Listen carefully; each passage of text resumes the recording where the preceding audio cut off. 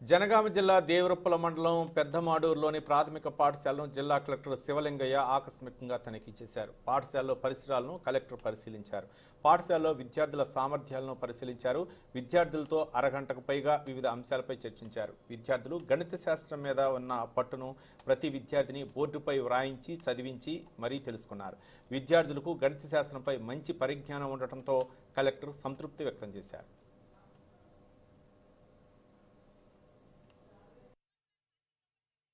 Okay. 1001. Okay.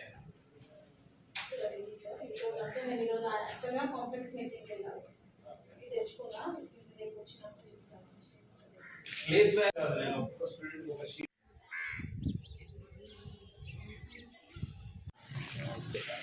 Yes, only PS. Complex meeting. Training.